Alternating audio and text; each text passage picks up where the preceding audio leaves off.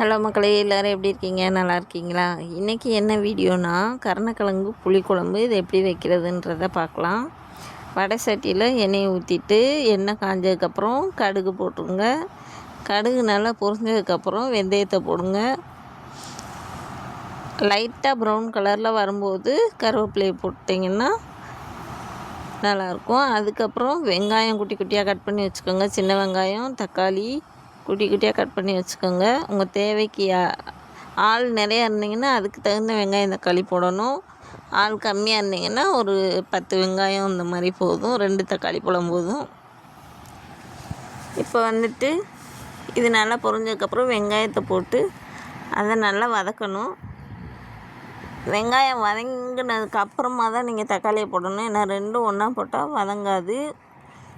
இப்போ வெங்காயம் லைட்டாக வதங்கினதுக்கப்புறம் தக்காளியை சேர்த்துட்டு கொஞ்சம் உப்பு சேர்த்து வதக்குனிங்கன்னா நல்லா மையாக வதங்கிடும்.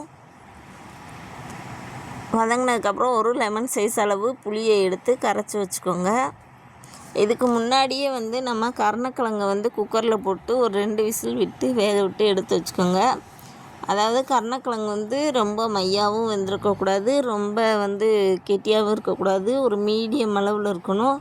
லைட்டாக குழஞ்ச மாதிரி இருக்கணும், குழையாத மாதிரி இருக்கணும். அப்போ தான் குழம்பு டேஸ்ட்டாக இருக்கும். இப்போ அதோட தோலெல்லாம் உரித்து வச்சுட்டு ரவுண்டாக கட் பண்ணி வச்சுக்கோங்க. வச்சுட்டு இப்போ வெங்காயம் தக்காளி நல்லா வதங்கினதுக்கப்புறம் அந்த புளி கரைசலை அதோடு சேர்த்து ஊற்றிடுங்க. ஊற்றிட்டு நம்ம வெங்காயம் தக்காளி வதக்கும் போது ஏற்கனவே உப்பு போட்டிருப்போம். அதனால் தேவைக்கு தகுந்த மாதிரி தண்ணி ஊற்றிக்கோங்க. குழம்பு உங்களுக்கு எவ்வளோ தேவையோ அந்த அளவு தண்ணி ஊற்றிட்டு 2.5 ஸ்பூன் அளவு மிளகாத்தூள். எங்கள் வீட்டுக்கு 4 பேர் இருக்கோம், அதனால் 2.5 ஸ்பூன் அளவு. உங்கள் வீட்டில் எத்தனை ஆளுங்க இருக்காங்களோ அதுக்கு தகுந்த மாதிரி மிளகா பொடி போட்டுக்கோங்க. இப்போ அந்த புளி வெங்காயம் தக்காளி குழம்பு மிளகாத்தூள் உப்பு சேர்த்துட்டிங்கன்னா அந்த குழம்பு ரெடி ஆயிரும். இது நல்லா கொதிக்கணும். இந்த குழம்பு நல்லா கொதித்ததுக்கப்புறமா தான் இந்த கருணக்கிழங்கை நம்ம போடணும்.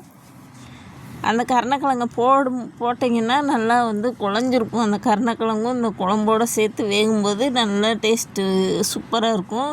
நம்ம இந்த குழம்பு கொஞ்சம் கெட்டித்தன்மை ஆயிரும்.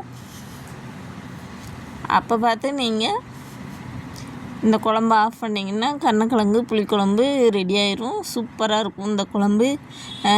குழம்பு மிளகாத்தூள் ரெசிபி வேணுன்னா நம்ம வீடியோவில் ரெசிபி போட்டிருக்கோம். அதை பார்த்து குழம்பு மிளகாத்தூள் அரைச்சிக்கோங்க.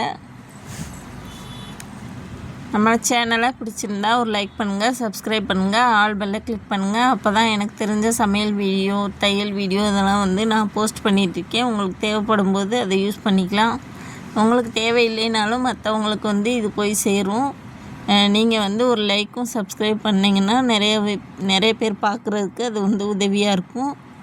அதனால் ஒரு சப்ஸ்கிரைப் பண்ணிக்கோங்க. தேங்க்யூ.